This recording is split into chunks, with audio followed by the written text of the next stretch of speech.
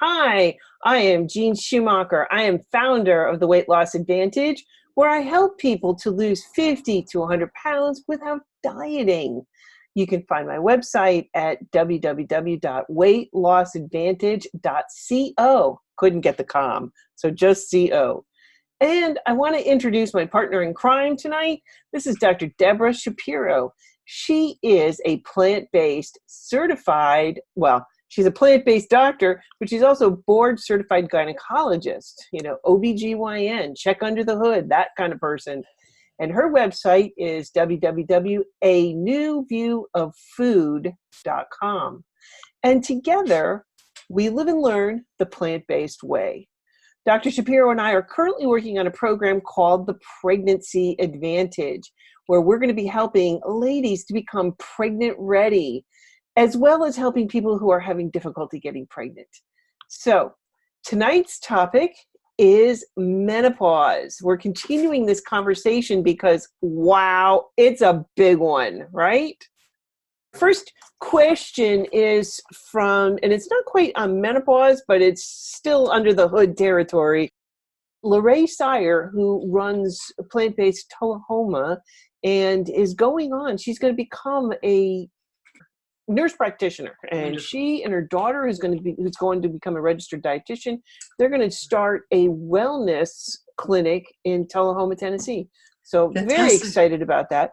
But Lorraine asks, she says, I've had a very heavy period on day 2 and day 3. Clots, cramping, back pain, a period lasting 7 days. I'll stop and then I'll spot 2 to 3 days more after that. So like 10 days in total. So I always have had a 7-day period and they're very regular. All symptoms have gotten worse though after stopping birth control pills about 12 years ago.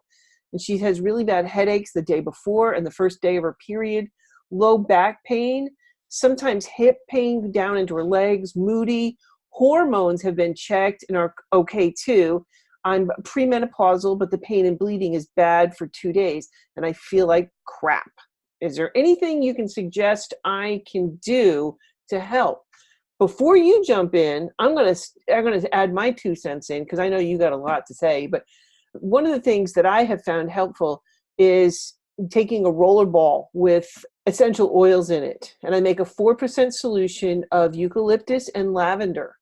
And that helps with the pain. And I not to say, like when you have like a headache and things like that, it helps a lot with that. And I have found that has been a huge thing for me.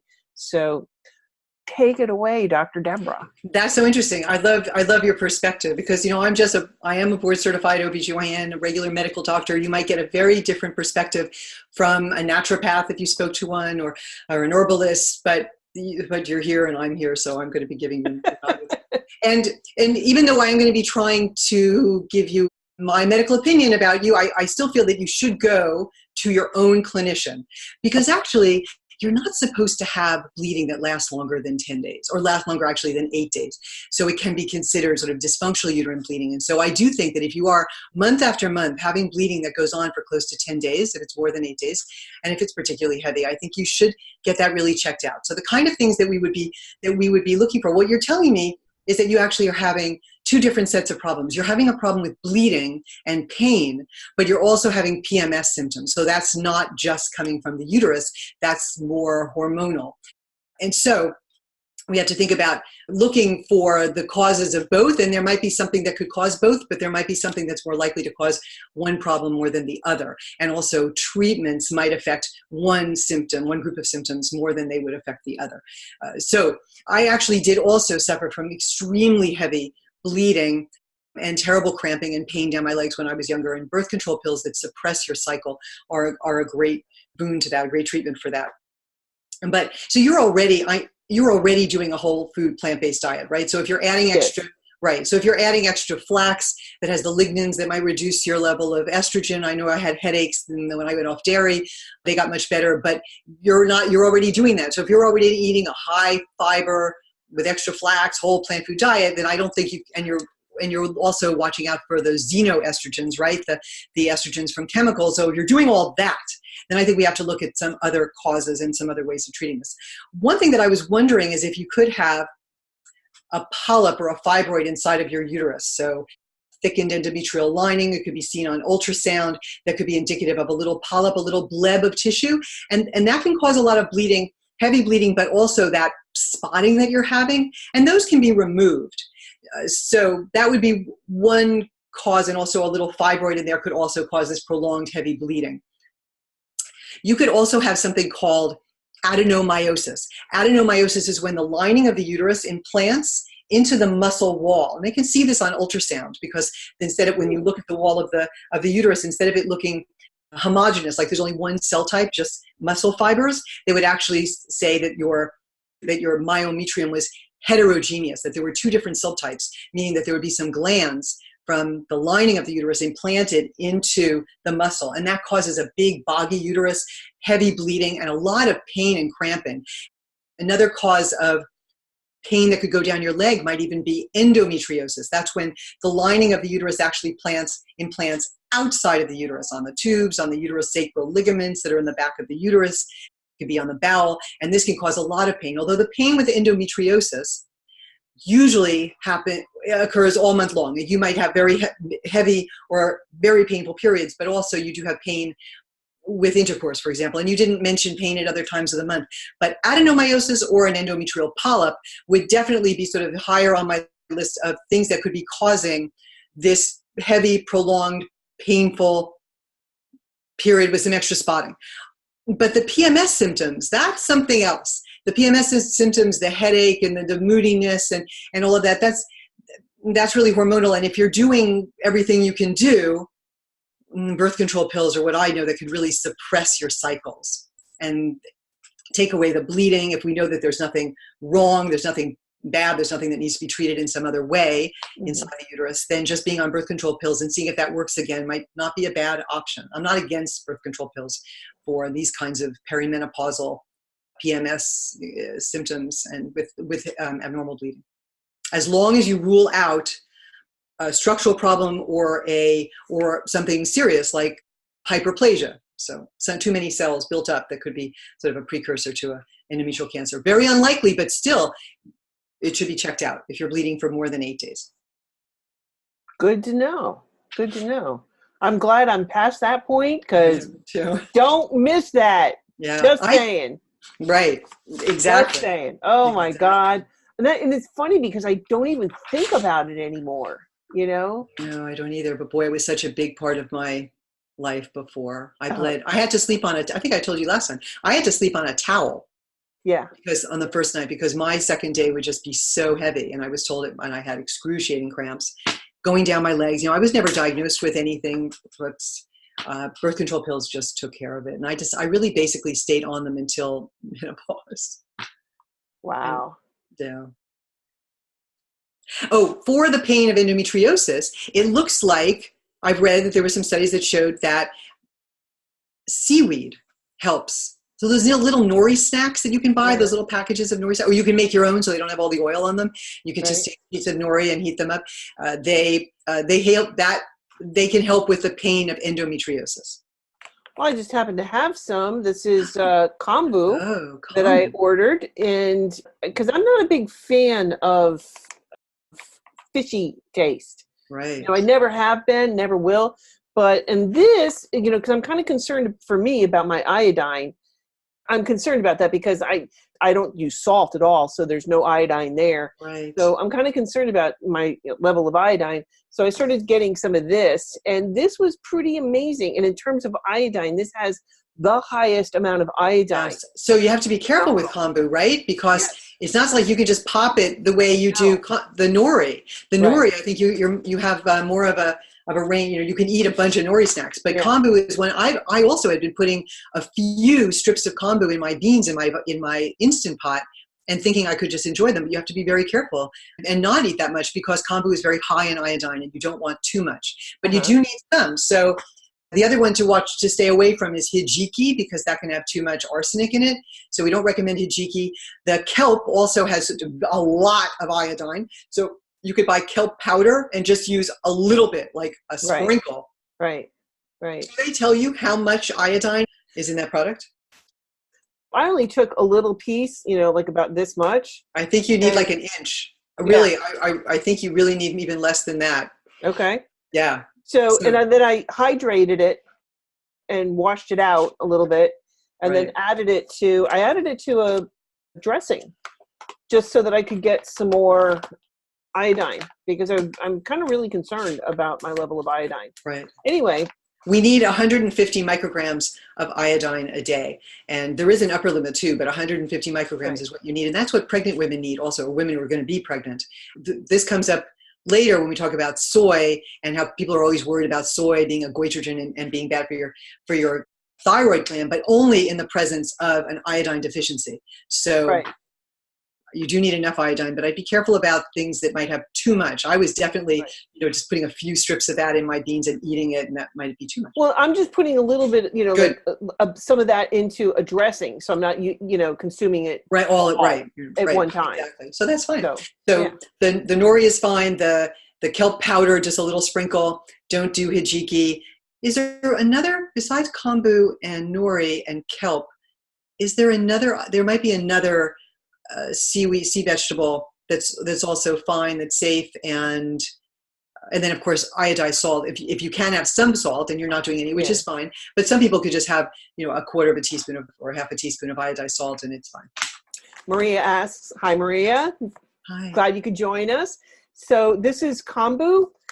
This is from Vitamin C, and I liked it because it was, I think, organic. Yeah, USDA certified organic, and so I like this. I got it on Amazon. You don't need much because this is very, very high in iodine. Very high. So if you're concerned about iodine, this is the one to go with. And especially for me, I didn't like the fishy flavor. So happy to hold that up for you, and glad you could join us. And for anybody else who's just tuning in tonight, please do share this on your Facebook page, because you just never know who you're going to be helping. So please share this on your timeline, or if in any plant-based Facebook groups, so people can join us. So, all right, Judy Carvel, she had messaged me earlier and said she wants to know, as someone starts to lose weight, particularly belly fat, and the estrogen levels decrease, will their metabolism pick back up? That's a good question. It is a good question. This is really fascinating, and I'm getting into learning more about dieting and looking forward to Michael Greger's new book, which is called How Not to Diet. He wrote his first book, How Not to Die. The new book is coming out in December called How Not to Diet. You can actually pre-order it now. And he's been looking at thousands and thousands of journal articles about dieting and fasting, mimicking diets. And so it's about 400 pages, so I know we'll all be interested in reading that when that comes out. So I am looking forward to that, especially because I have the weight loss advantage. Yes. And also I just finished Diet Fiction with Dr. Pam Popper. That's a movie that just came out.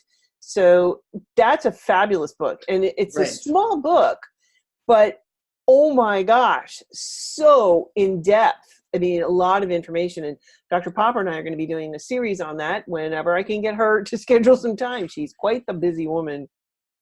Yeah, so there are a few different kinds of fat, and they're not all the same in terms of being hormonally active. It'll get to the question I'm keeping in my mind, but just to back up a little bit about types of fat. So there's subcutaneous fat, which is the fat that we have under our skin, and we can have it in our bellies, but we can also have it in our hips and thighs. And women often, especially in childbearing years, carry more fat in their hips and thighs. That's not as worrisome, though, as the kind of fat that we have actually that's called visceral fat, that's actually around our organs. And that's the one that's more metabolically active and creating hormones, inflammatory hormones like interleukin-6 and NF-kappa beta.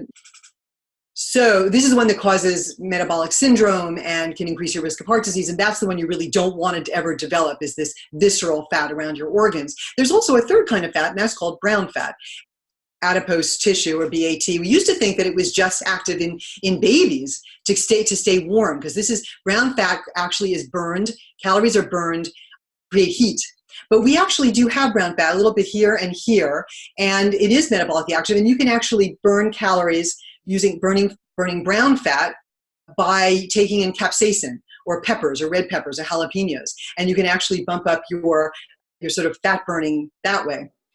Okay, now the question is, do we want to rev up more metabolism, or do we want a slow metabolic rate? And what's interesting is that a longer life is associated with a slower metabolic rate. So you actually don't want necessarily to rev up your metabolism. You want to actually eat a lot of greens and beets and things that will help to keep your metabolism slow.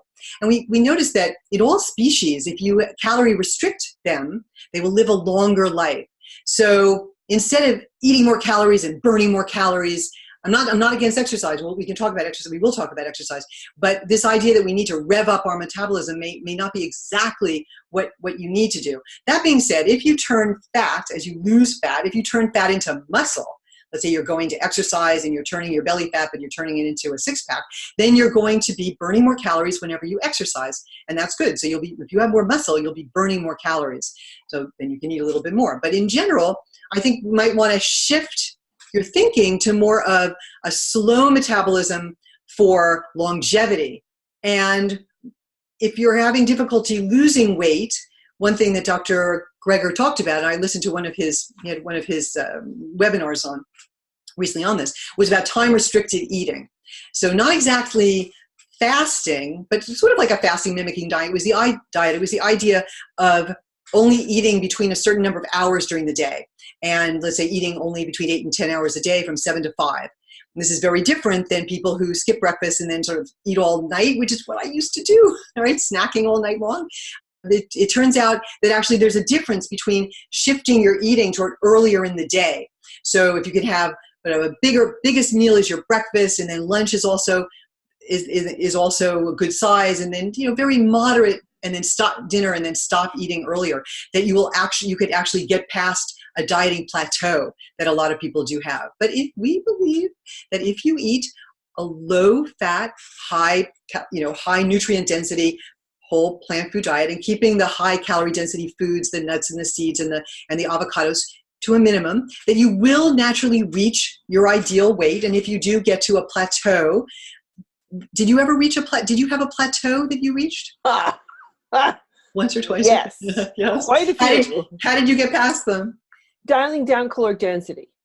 And basically what you're doing is you're shifting what you're eating and almost like sequencing what you're eating. So I would always start out with a big salad. Right. And then maybe a soup. Both of those things are very low caloric density. And I would fill you up. They'd fill you up. And then I would eat my, higher caloric density, like the beans and rice or my potatoes. I usually save the afternoon I call it the potato hour. And, sometime in the middle afternoon, there is that time where you're just like looking around going, this paper's looking pretty good. The desk, a little salt, that'd be tasty. You just get that hungries.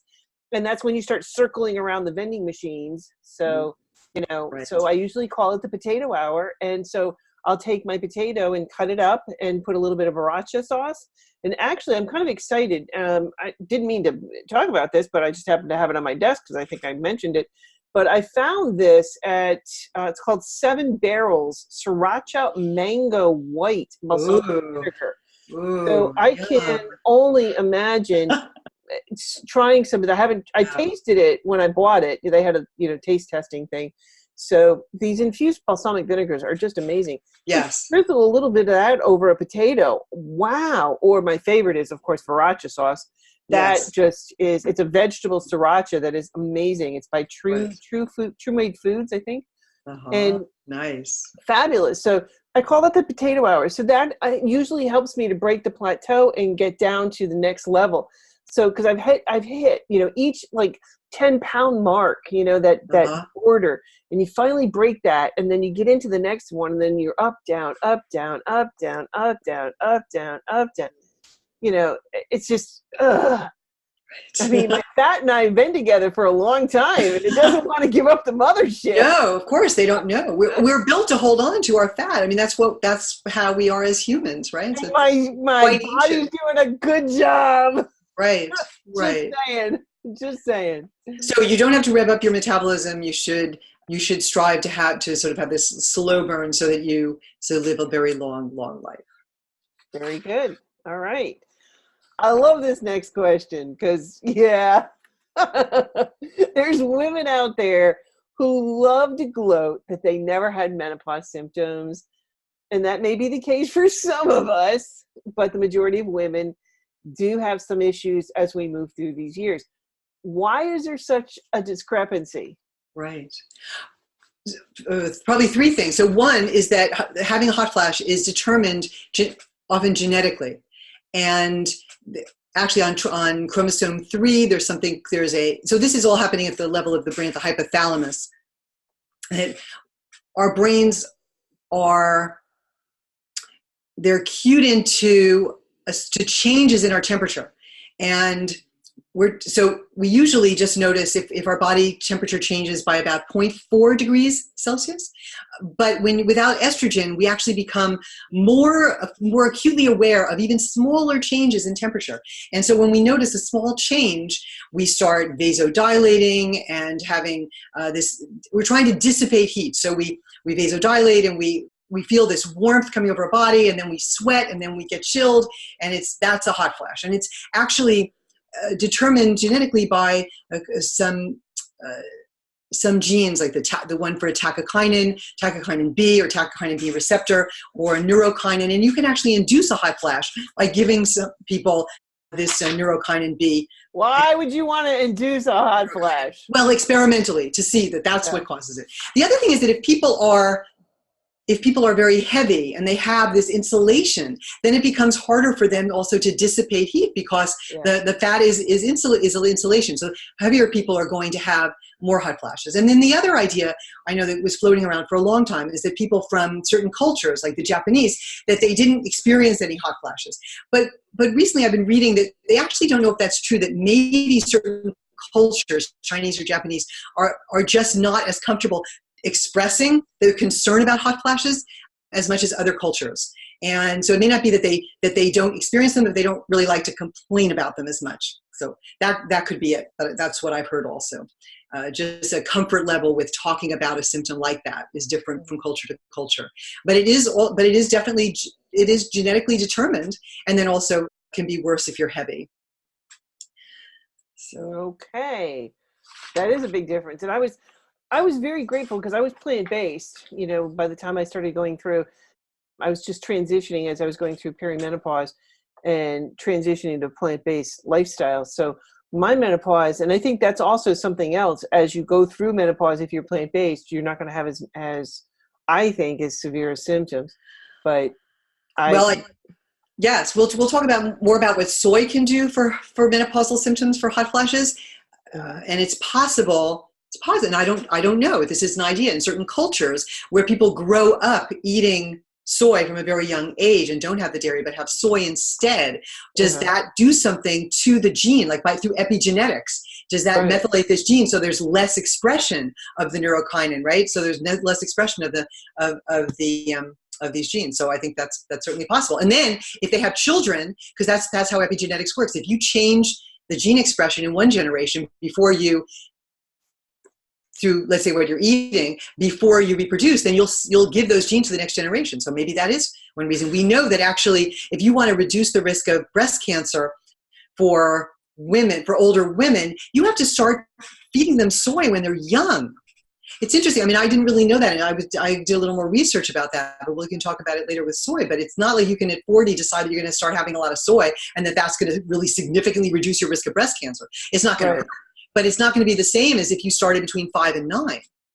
Right. And that's why I think you start to see that effect in Asia, because they're much more... Right. They're having more phytonutrients. They're having, more phytoestrogens in their diet from a very young age. And so I would expect to see changes.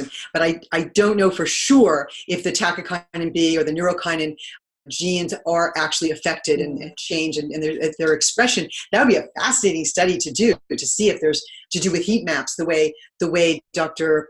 Dean Ornish did with his prostate cancer, to see whether those genes are changed compared to American women. I think that'd be interesting. That would be who do we need to talk to about getting that study done? That would be a good one. Pam Popper. There you go. No, but I don't think she does studies, though. Really? I don't think she does. I know it's hard. You need a group of people. Right. Yeah. Like Dean Ornish. I mean, he does studies, or or Neil Barnard. He does studies Yes. too. I could ask it.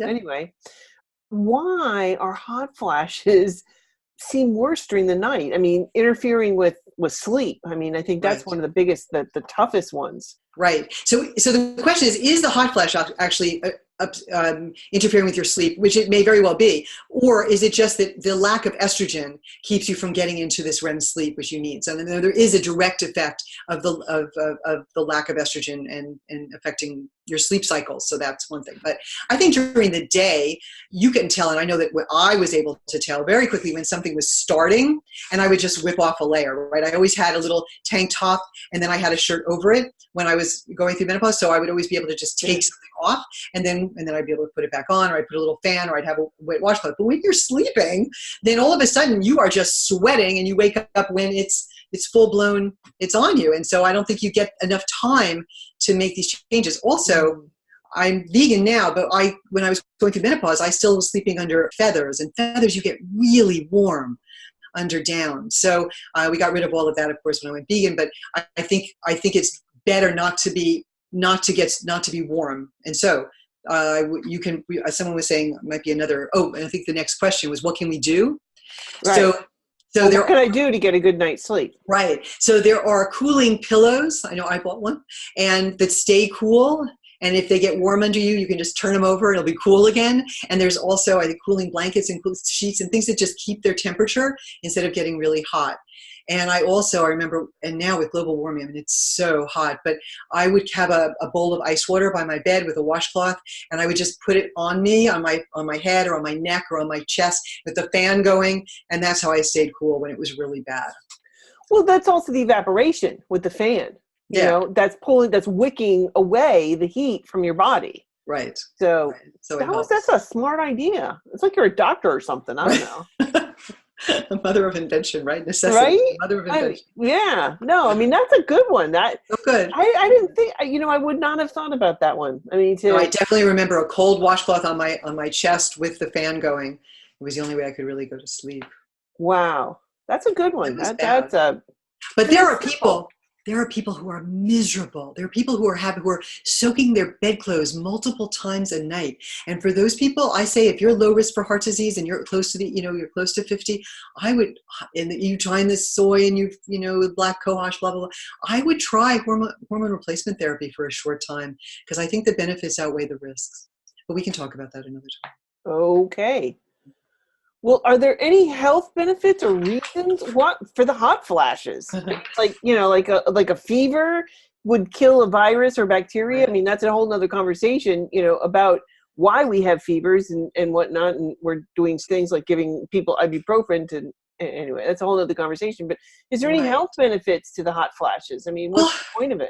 I couldn't find anything, and I had never been taught of any. So that's one thing, but I did try to look, and I found a Time magazine article, but it was referencing an article. They didn't actually reference it, but I found it on something else. It was not peer reviewed. It was never published, but it was sort of maybe it was a poster, or maybe it was something that was going to be. But they were looking at the Women's Health Initiative study and looking at some of the data, and saying that women who had a lot of hot flashes in their early 50s might have a lower risk of heart disease. But so I was excited about that and looked for something else to confirm it. But then I just found other studies later that said that no, maybe people having more hot flashes are at increased risk. So I think no, there's no benefit to having hot flashes that I know of.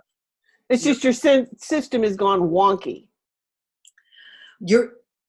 Yes, at the level of the hypothalamus, you are, because of the lack of estrogen, you are too sensitive to very tiny changes in temperature, and you overreact, and you vasodilate, and you just try to get rid of heat when you don't need to, and it just makes you quite miserable. Yes.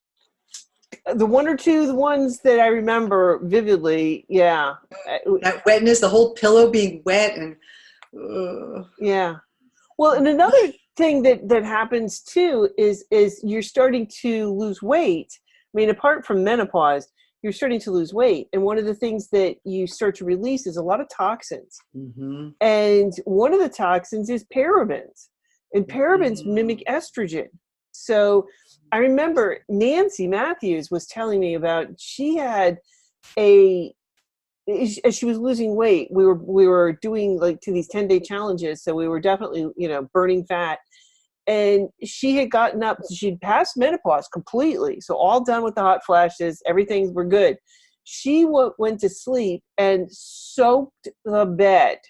And it was so bad, she had to get up, go take a shower, change the sheets. She gets back in bed, and then she has another one on top of it. And she recorded a video the next morning. And not going to lie, she did. She looked awful. Bless her heart for doing the recording it and letting people know. But I would be willing to bet a month's salary that she was burning parabens and getting that estrogen. Her body was burning it off. Interesting. Well, they say that when you first go onto a plant-based diet, there is a period, you want to think that people are going to feel great, but actually sometimes you don't. You go through a period, and Joel Fuhrman talks about this too, that you actually might feel kind of rotten for a week or two. I never had that, but maybe because I went, but you're thin already. And you're not. It was 20 pounds. I lost 20 pounds though. Okay. But you may not have had, and I think it also too depends upon the amount of toxins that you had or that you've, been exposed to along your way. If your diet had been relatively clean for the most part, not, plant-based, but you stayed away from processed foods and things like that. But I also think too, the toxic chemicals that are going to be coming out. So if you're not careful about the personal care products or things like that, because anything on your skin in 26 seconds, it's in your bloodstream. Right. It's true. And I did have mercury poisoning. You know that because I was twice. You said twice. So I can't talk about eating clean because I was obviously eating very contaminated food. There was something else that came up around menopause and bone loss and what might be leaching out of your bones. And if you've accumulated lead in your body, then that lead is stored in your bones. And when you lose bone in menopause, but also when you're breastfeeding, this is another time that could be actually more important even for the next generation, is that the lead in your bones gets back into your bloodstream and actually could be given in the breast milk to the baby. So Dr. Greger talks about how actually that might be one of the times, or maybe two of the times, if you talk about menopause also, when we're losing bone and we don't want to have a high lead level, to take a little bit of calcium. But in general, calcium, we don't recommend calcium supplements because they're associated with heart disease. Yeah. But maybe when you're breastfeeding and maybe if you think you might have you might have been exposed to lead, you might want to be careful about Just that. A little side note on lead. My husband's, I think, boss, he had bought a place in Brooklyn. It was one of, a gentrified neighborhood that was being, restored and whatnot. And they bought this beautiful house. They gutted it. They redid the whole thing. And they had a little small backyard. Small. For New York. And she wanted to grow some tomatoes. So she had the soil tested, and if she had grown those tomatoes and eaten them, she would have gotten lead poisoning. Oh my God. There was so much lead in the soil, and that was because of the cars and the cars driving, through the city, through the streets, and then the lead really doesn't have any place. It's a heavy metal, so it sinks down and then gets into the, to the soil. Topsoil. And did we get rid of lead? But can I just ask, is that going back to the 50s and 60s before they had leaded gasoline? Right. From early on up until I think it was the 1970s that we started getting unleaded fuel. Right. And for a long time we had regular and then unleaded. And I think is there still lead in the fuel that goes into the trucks, right? Some of the trucks? I don't think so. No, it's all unleaded now? Okay. I'm pretty sure. We have diesel, but Right, that's right, man. Diesel. I don't think there's lead in that. Okay, good. But I could be wrong. I won't be the first. Well, did you hear the news? But did you hear the news about Newark? They're saying that in Newark, I'm from Newark, New Jersey, and they're saying that there's lead in the water in Newark, New Jersey in some neighborhoods. It's not surprising to me because there was a phenomenal amount of lead from the cars, and once you get sometimes, in these industrial areas or very tight quarters, like you do, like in Brooklyn or the New York City, and you're trying to grow something like that, the lead is just going to stay right in the soil. It's just going to stay right there, and the plants are just going to absorb it. And I was just absolutely, I found it fascinating, and some of the things that she did to help get rid of it. And they brought in bone meal, fish, and ground up to add to the soil to help leach out the lead, which I thought was interesting. But vegans. I mean, I just go buy the tomatoes, please. I mean, you know, Right. at that point, you know, why take the risk? And, you know, or bring in new topsoil. I mean, she doesn't have a big yard, so Right. take So two things about that. So there was a doctor that I work with at Genentech who had a patient who was living up in Marin, and they bought an old house and they were redoing it. And their child developed lead poisoning, and they found out that the paint that had been used in this, Yeah. so this was in Marin County. So it's not always, so it could also be a very affluent area, but they could still be lead. And so I just wanted to mention about water, because I know that Dr. Greger always talks about how we should just drink tap water. But honestly, you should look at what's in your water. So the environment, absolutely. because I don't think it's safe. The Environmental Working Group has a whole area on water, and you can look up, if you get your water bill, it'll tell you what your water district is. You plug that in, and it will tell you what chemicals are in your water and at what amounts, and whether it's more than or less than what there should be, or what is allowable. And then you can actually find a water filter that will take those things out. Mm-hmm. And I ended up getting a water filter after, and it makes such a difference. It really does.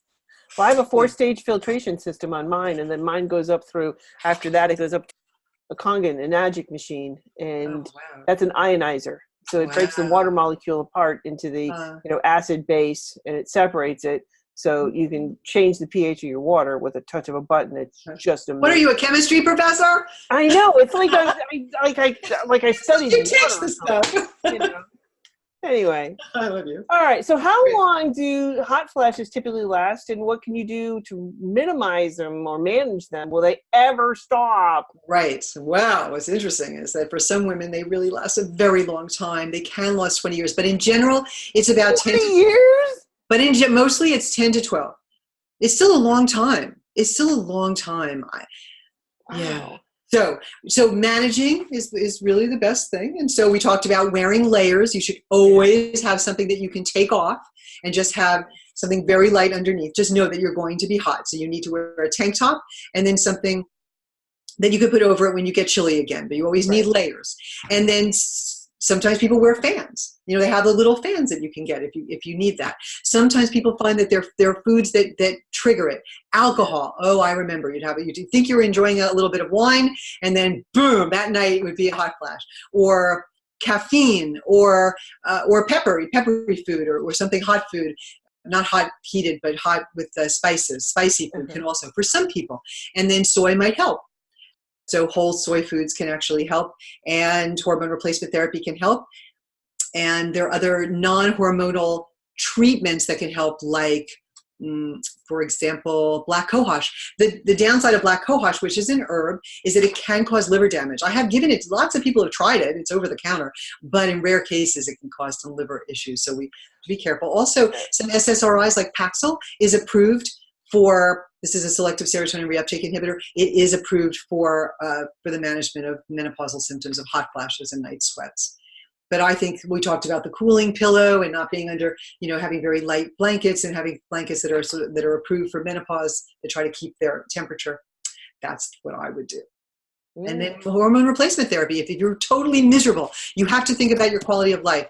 And I think most people agree that short term, for people between 50, 55, you know, less than 60, you haven't been out of menopause, you haven't been in menopause for too many years. I'm not saying if you're 65 and still suffering after 15 years that you should go on hormone replacement therapy. I don't think that's particularly safe, but I think for 50-year-olds, 52-year-olds, it's absolutely safe, and we don't keep people on it. We try to keep people on the lowest amount for the shortest amount of time, but I have had women who stay on a small amount, even more than 5 years, and they're fine. So. I like the evening primrose oil. I don't know if there's any real studies that show that in randomized blinded controlled studies that it works better, but if it works for you, everything works. Really, everything works. The placebo effect is very high, so 35%. So if it works for you, great. Well, I did that and the black cohosh, and that seemed to help deal with the symptoms, you know, and it was very short term, you know. Yeah. Like it was not very long that I don't remember taking them because I'm not a pill person to begin with, you know, and so I looked Googled and, you know, searched around for different choices. And so I tried those, they seemed to work, but it was very short term because I'm not a pill person in any way, shape or form. So there's another medication though called clonidine. It's a blood pressure medication, but very minimal dose, and it's a patch. So it's not a pill, but it's a patch. But it does really help also with hot flashes. And for people who are on medication for breast cancer and they don't want to be on hormones, so this is an option because they can't really take the SSRIs. So clonidine is an option. Well, the next question, I think we've already kind of touched base. Do you ever recommend hormone therapy for women? I do. If they're miserable, I mean, you have to, it depends. You just lay out all the options on the table. There's just lifestyle changes, and there are non-hormonal medications, and there are hormonal medications, and let them decide. And nothing is written in stone. You can try something for a while and you can go off of it if you don't like it. You can go from one to the other. So it's just trial and error to make yourself comfortable through this period. I don't think anything. And I think if anybody's listening who's not menopause, going into menopause yet, if you can switch to a plant-based diet, I think that might also help. Oh yeah, absolutely. More soy, getting your flax. Anti-inflammatory foods are always going to be better. You're just going to feel better in general. Right. Less depression, just more energy, more well-being. So there's so many reasons to be plant-based, specifically for hot flashes and night sweats. That all I would really say is that maybe starting soy at a young age might make things better, and staying slim. Yes. Well, clearly, but we seem to have a problem with that in the United States at this point. We do. But I want to touch base on the soy for a second. On my website, what I did with Kim Campbell, we did, plant-based living, something like that. There's a whole series of shows that we did that were fabulous. And I think it was in the 5th episode, she talks about how in the Instant Pot to make soy yogurt. Ooh. Oh my God. Oh, tell me. So easy. All you do is literally you take soy milk, a box of that, and you take the acidophilus, that's, the bacteria, and you open it up, they're in capsules. You open up the capsule and you mix it into the box of soy and pour it into, she had 4 little jars that fit perfectly into the Instant Pot. Oh. And then you put the lid on and you press yogurt. And you do that before you go to bed. And in the morning, you have yogurt. Fantastic. It's that simple, with no chemicals, nothing else added, no, added sugars or flavors, you can do with it so much. No plastic containers that are exactly. Because she used glass jars and put 4, and she divided the soy milk. And she found that the soy milk worked the best to make yogurt. She tried other things that just didn't work. So do you have to put water at the bottom and steam it and put it on a steamer? Do you put it on the little? That's a good question. I forgot, honestly. It's okay. But I don't think she did. I don't recall it, because I think it's a very gentle warming.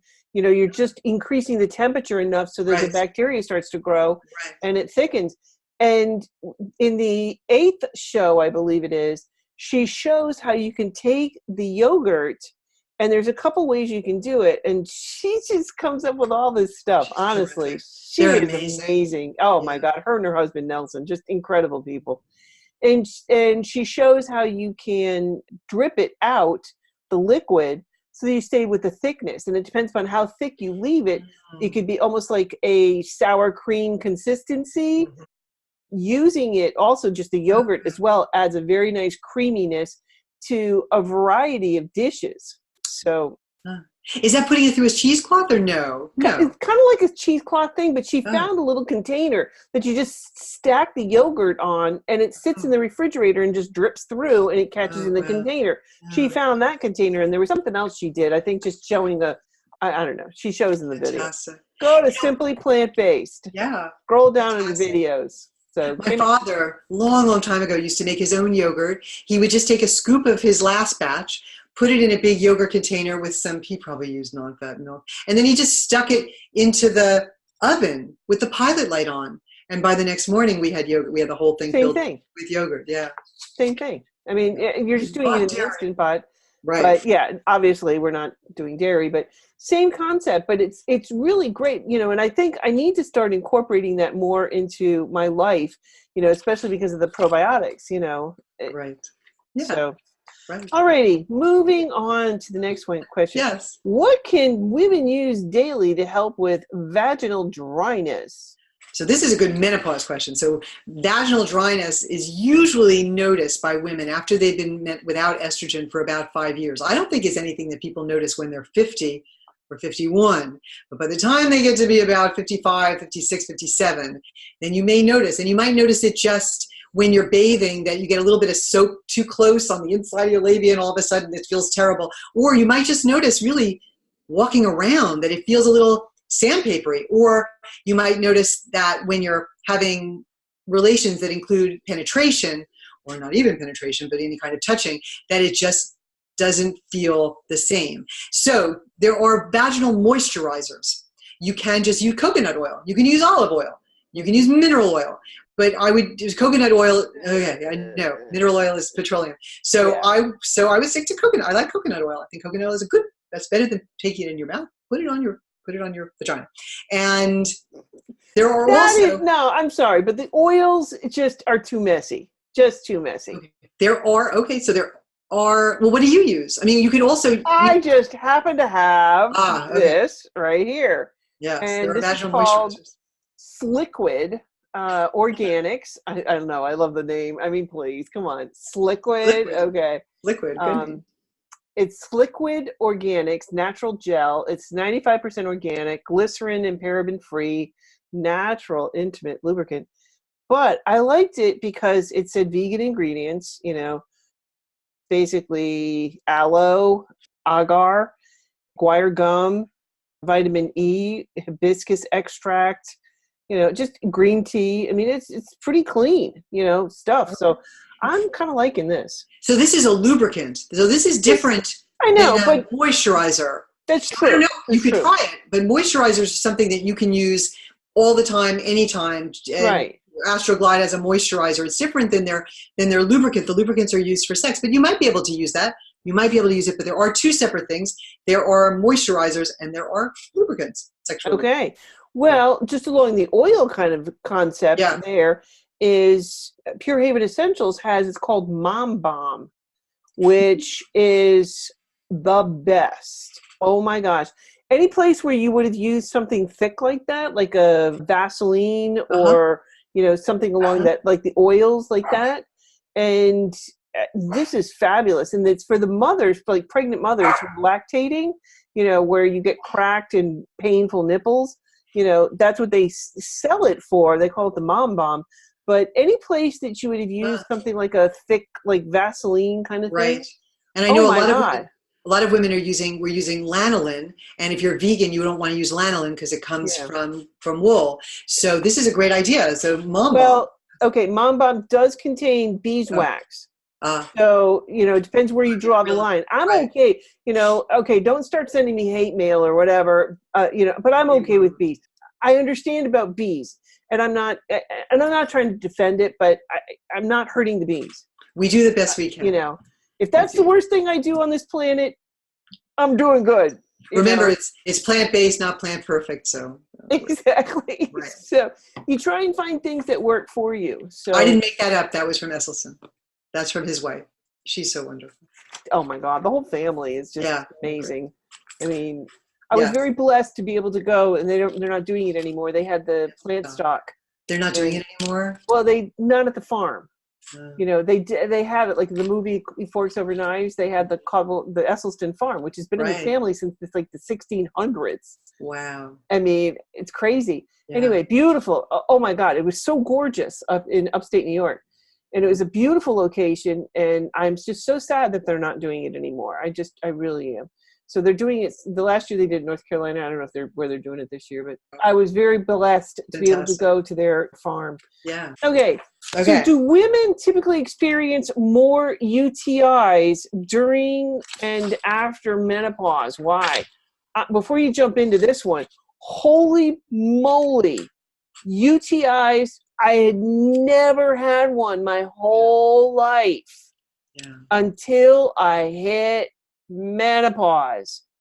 Wow. That's oh my God. I'm so sorry. I mean, Yeah, no, and it was bad. I mean, it was almost like once a month for almost a year or two that I was. Wow. And I think, personally myself, just in reflection, and I've had this conversation with Dr. Barnard because my whole thyroid started going wonky, and he and I both kind of have surmised that as I started to go plant-based, I was releasing a lot of toxins, and a lot of these things were hormonal based, like the estrogen, like the parabens, things like that.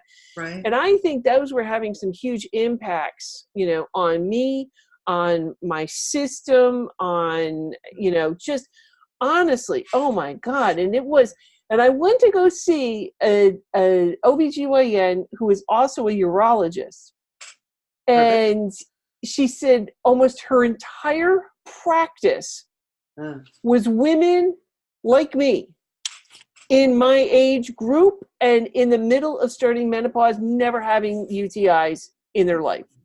Wow. And probably most of them are not vegans because a lot of UTIs, up to 90% of UTIs, are actually caused by the E. coli from chicken. Did you know that? Really? Yes. Yes, from handling chicken and from eating chicken. Yeah, that E. coli is actually from chicken. But not in your case, obviously. Not in your case because you're plant-based. Well, yeah, but I think because of the toxins and stuff that I was releasing. I really think that was causing issues, because you're going to be peeing out, and getting rid of these toxins, a lot of it through, it's either one way or the other. It's either liquid or solid that it's going out, and some of these toxins were coming out through the liquid. And I really think that was. So you think the toxins made the tissue more susceptible to bacterial invasion? Because you're not having a UTI from toxins, you're having a UTI from bacteria. Right, exactly. From your own bacteria that make their way up. Okay. Yeah. Right. I do. I just think it was, making it more susceptible. I mean, and it's pretty rare anymore. I mean, I'm post-menopause now, and I'm very plant-based. Oh my God. I mean, like, right. Yeah. There is no question. I mean, I'm 100%. I mean, and it's so funny because how I define cheating now is a higher caloric density plant-based food, Oh, I had something with coconut oil. Oh my God. Not so much coconut oil. No, I won't touch that. But, like I'll have some of those cream cheeses that are nut-based, like, ooh, that's like, that's a cheat for me, kind of thing. But let me talk about why people do get more bladder infections in addition to what you just said, but another way. Okay. That being menopausal contributes to having genital infections, more genital, both vaginitis and urinary tract infections. So without estrogen, so the mucosa, which is the skin of the vulva, has alpha receptors mainly for estrogen. We have some beta receptors. We know that soy preferentially sits in, but they're not actually as active postmenopausally. So it's mostly alpha receptors for estrogen. So without estrogen, the estrogen acts on the mucosa to keep it thick and elastic and moist. So without that, with a lack of estrogen, you notice the mucosa is thinning, and you can see that microscopically. The mucosa is thinning. It doesn't have the same transudate. It's staying as moist, and it certainly is not as elastic. So you remember when you were pregnant, you're having a baby with high levels of estrogen at that time in your life, the vagina could stretch over the head and shoulders of a baby. But then if you take someone who's 70 years old and you go for a pap smear, you can barely get a tiny speculum in them, right? Because it becomes so stiff. And that's from the lack of estrogen. So when you have relations which involves penetration, you actually are causing these microscopic tears in the mucosa. And then bacteria, usually your own bacteria from your perineum, can get into those little tears and climb their way up into the 2.5 inches through the urethra into the bladder. And if there's urine in the bladder, then they just have a party and they start multiplying. And the next day you wake up in terrible, terrible, agonizing pain. Right. I've had UTIs go into a kidney infection. Yes. Oh my God, that put me in the hospital. Oh God. Yeah. No, that was not pleasant. Just saying. Right. Yeah, so I have a healthy respect for UTIs. And if you don't, as soon as you start to see, and some of the symptoms right away, you can smell the change in your urine.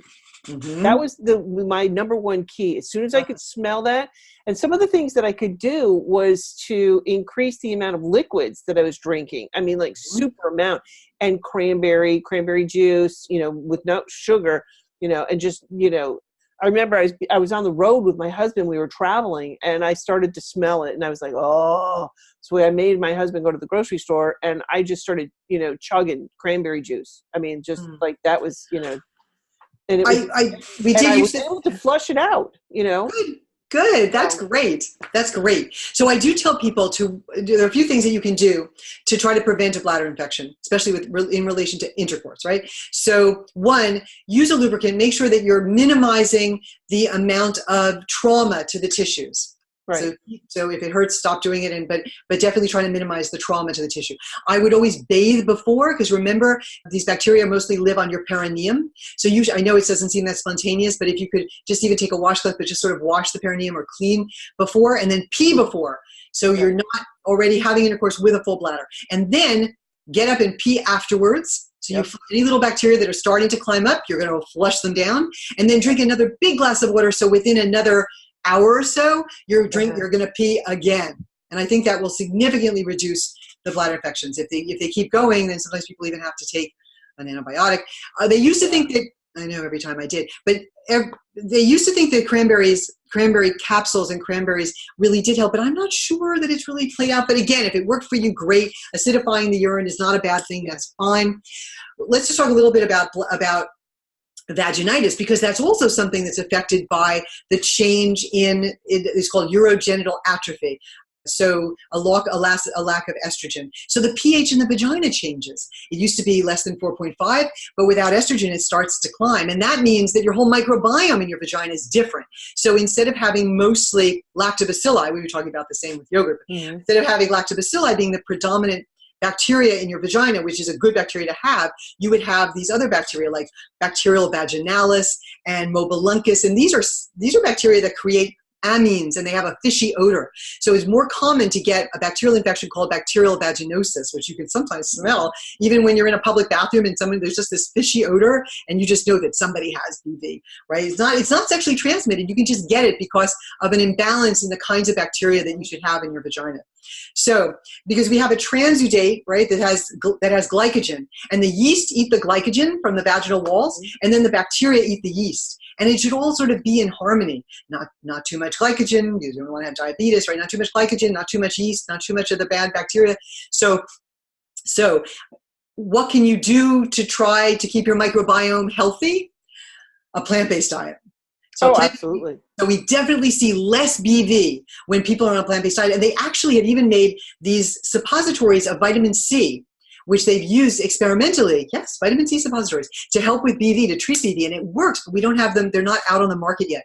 But the humans cannot, this is how we know that we need to eat plants, because we can only get vitamin C from plants, and meat does not have any vitamin C, and we will die without vitamin C.